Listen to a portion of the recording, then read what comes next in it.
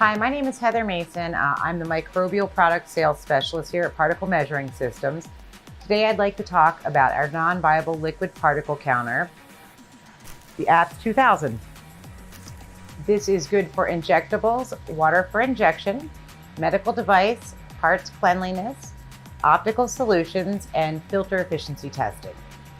So how do we count particles? USP 788 has two different methods for counting particles. There's the microscopic method.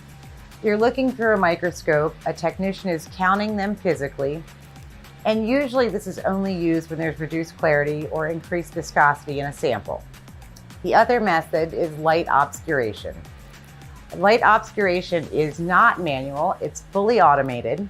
It's the best solution for subvisible particles. 100% of your fluid flow is analyzed and your results are repeatable, which means that you don't have to spend all day long counting and then having a backup counter. There's a syringe sampler inside and the software is on an external laptop.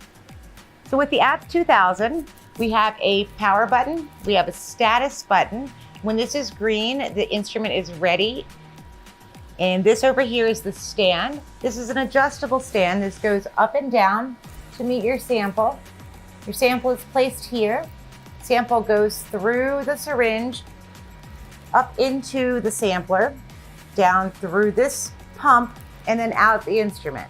Meanwhile, the software is recording all of the data related to non-viable particles. The APSS-2000 has an adjustable stand.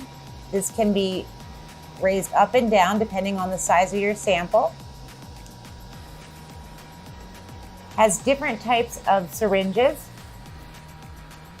This is the flexible tubing, which can be easily removed and replaced with a needle. So we have flat needles and then we have a coring needle. The coring needle can be used to puncture a sterile bag. We have different size needles. The APSS-2000 has three different accessories. We have a magnetic stirrer. This is placed directly on the base, and this keeps the sample in motion for the entire process. We have an ultrasonic bath. This also keeps the sample in motion for the entire process. And then we have an IV bag holder. So if you have an IV bag, it hooks directly onto this holder and goes directly inside the instrument. So let's start the instrument. This is the main display that you'll see when you open Sampler Site. You'll see the 6 buttons, the start, the stop, the configuration, what recipe you're running. This one is your data review, which data has been in here, your library. And this is your activity log. It shows anytime you go into the software, which makes the 21 CFR compliance. And again, this will be your main menu. Your particle data is going to end up being over here on your left-hand side. So I'm going to go ahead and start a sample real quick so that you can see that data. Okay, so here we can see the sample is going through. You can see these columns all represent the channels for which the particles are going through. We have 2 micron, 5 micron, 10 micron, 15 micron, and 25 micron. This is the percent of the total. We're also going to see the sampler, what the instrument is doing. It's filling. I currently have this configured to EP 2.9.19, large volume. I have a discard set up in the software so that the first sample is not counted. I have intervals between them.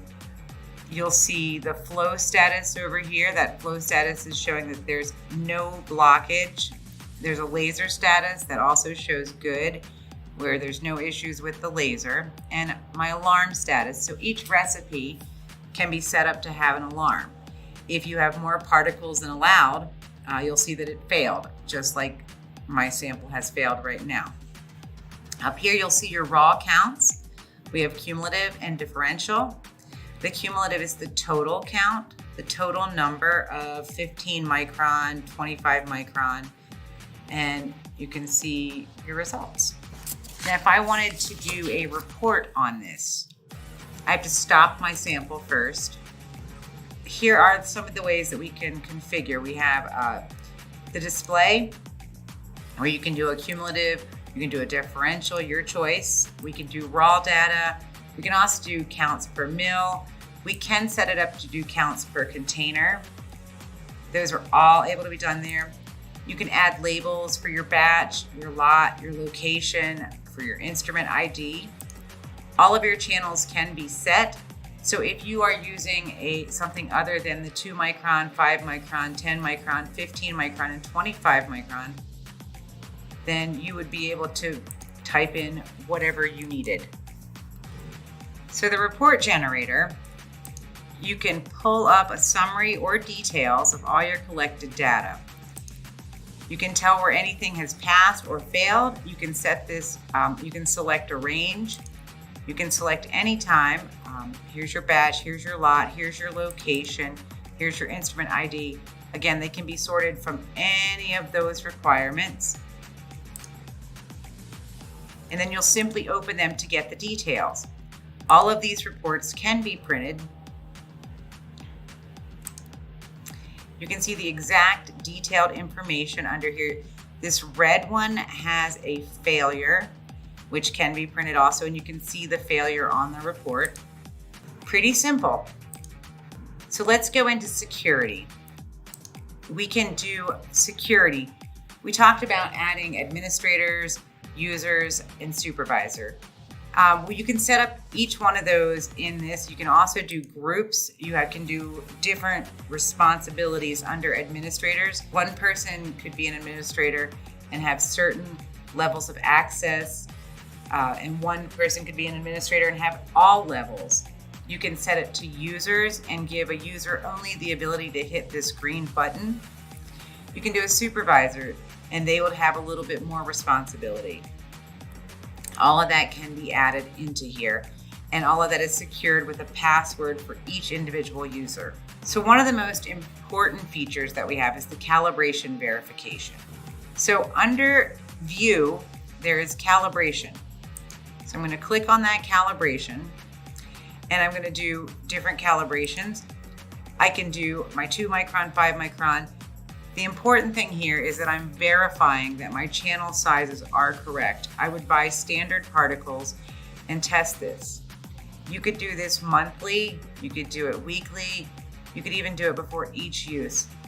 Most people do it monthly, so this can help with investigations and rule out that the instrumentation was not the problem. So when you purchase an APSS-2000, it includes a particle counter, syringe sampler, software, and a validation manual.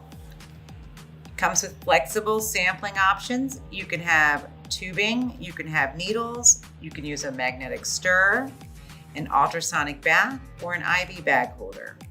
And the software is simple yet functional. It's graphical, tabular. You can generate reports either manually or automatic, and the entire system is 21 CFR Part 11 compliant. And then you have a calibration wizard to ensure that your instrument is always in calibration. Thank you so much for watching this video. If you have any questions, please visit us at pmeasuring.com.